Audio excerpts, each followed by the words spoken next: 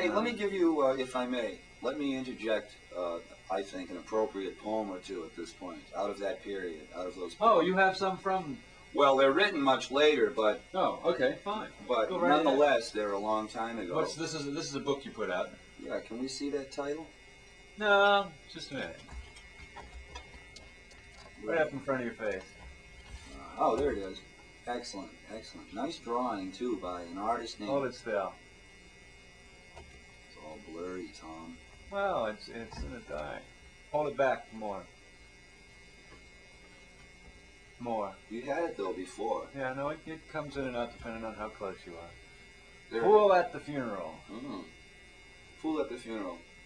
I had this, this was published about 12 years ago by a very fine small press called Link's House Press, and they've done quite a number of books since then. And I have a volume of poetry coming out with them, hopefully this fall. So read me some. Okay, now one I want to tell you from this here book. It's sort of a. It sums up one facet of my growing up Irish Catholic. Well, Catholic. Call it Catholic. Drop the ethnic Irish for the moment because it's more universal than that ethnically. It's called Father Flynn and the Featherman. Are your vestments very heavy, Father Flynn? For feathers would you trade them in? Would you trade them in, Father Flynn? 15 dark years out of acolyte grace. God, mollify the dog in that frothing face. He shakes as his fist shook then. And what is sin now, Father Flynn? I remember swelling glands, tendons stretched like rubber bands when you barked your stand against erection. A reckless stand, oh that one, Father Flynn, for Grail and God a bollocks of a win. One thought the thing that dangled didn't mean to be at all, but the devil and his wife thrown in. Own up now, old Father Flynn. How many little friggers have you flogged? How many dog-descended hands have been barred by your rod, Father Flynn, from fiddling that full-fledged sin? And sniffing, always sniffing up the saints.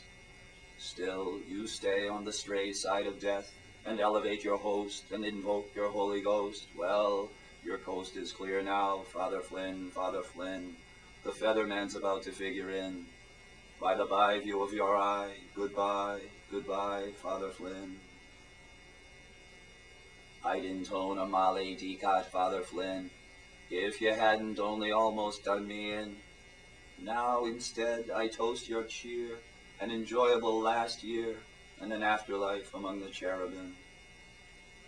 You treated me to consciousness of death. You lettered it in black upon my soul. You said, there is no way, here today and gone today, to appeal a sentence to the devil's hole. So open up your ear, Father Flynn. It is time, I must confess, that the weight of wine on your holy breath is the closest to death I've ever been, Father Flynn, the closest I've ever been. Then heavy hung your breath, Father Flynn, and heavy hang your vestments, Father Flynn. But the Featherman has measured you for wings, Father Flynn, and where and what and how is sin now, Father Flynn, Flynn, Flynn. Ah. Indeed. That's what you call a poem of self-activated. What's that word? What the heck is that word? Expurgation. What's that word? You know the word I'm looking for. No. Exorcism. That's the word I'm looking Exorcism. for. Exorcism. Some people like to say exorcism. Eggs? What we have for breakfast today? Eggs or scissors? Exorcism, yeah. Well, as we know, we all get the circumcision. Navigation, he means. Yeah, yeah. You want another little poem out of that period? I used to go to wakes a lot. This was written when? Well, I wrote that in, let's see. I wrote that in, I think, 1969, 68 or 69. 1969. Let's go first.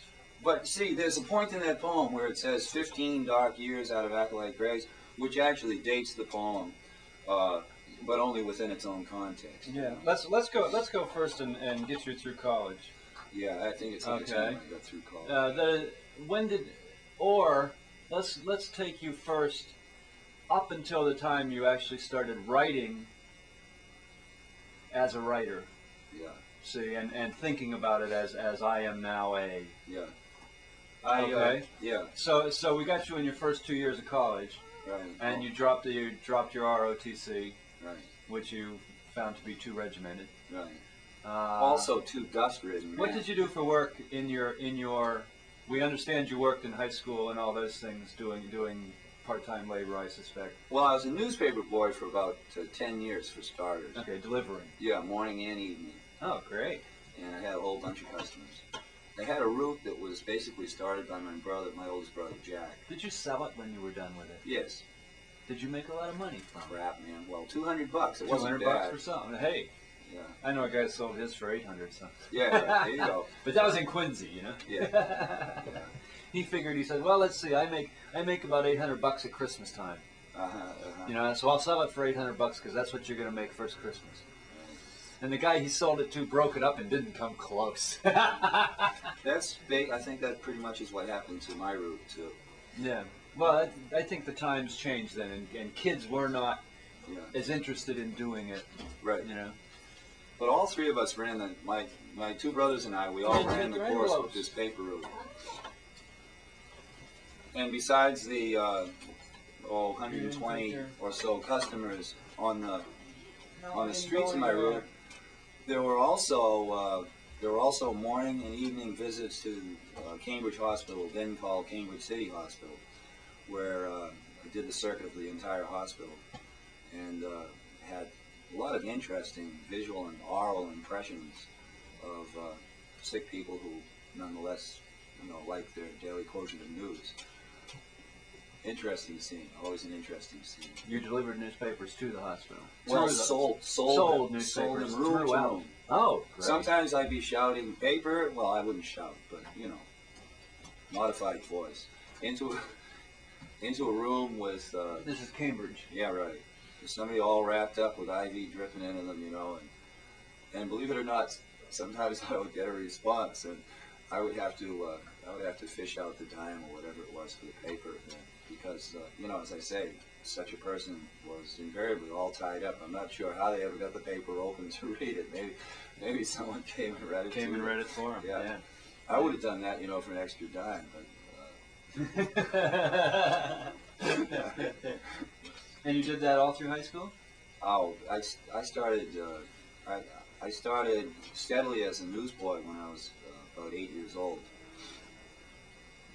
For the old Boston American. We had we had a route. We bought papers from a distributor. We were the only independent route in the neighborhood, as far as I know, maybe in the whole city, in Somerville. So we had the Boston Post, if you remember that. I don't personally. Okay, the Boston Post was a morning paper. We had the old Boston American, which became in the evening edition the Record American. We had the Herald, which was the morning edition of the Traveler, which came out in the afternoon, and the Globe. There were two distinct.